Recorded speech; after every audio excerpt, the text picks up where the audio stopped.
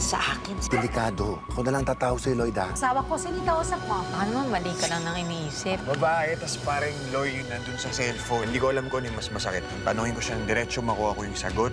Harap-harapan niya kaming gaguhin. Pamilya ko bago mag-TV Patrol.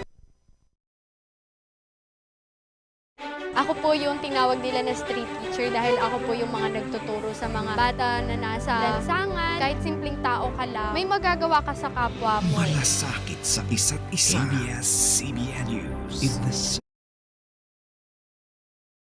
Sa ulo ng ating mga nagbabagang balita. Minimum ng pasahe sa jeep, pinatataas sa 12 piso sa ikapitong linggong may oil price hike. Patay sa Cebu landslide, umabot na sa 56. Sa poll sa CCTV, tricycle na hit and run ng kotse, 5 sugatan.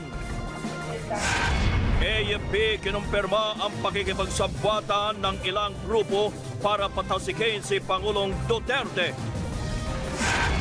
At eyeball nina Shawi at Gabby hindi natuloy. Reunion movie, may pag-asa pa ba?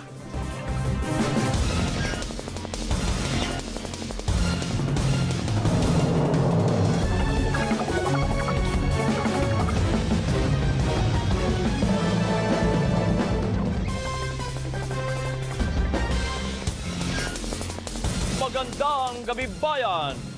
Hinihiling ngayon ng mga transport group na gawing 12 piso ang minimum na pasahe sa jeep. Ito'y dahilan sa ikapitong sunod na linggo, magtataas na naman ang presyo ng petrolyo bukas. Nagpapatrol, Alvin L. Chico.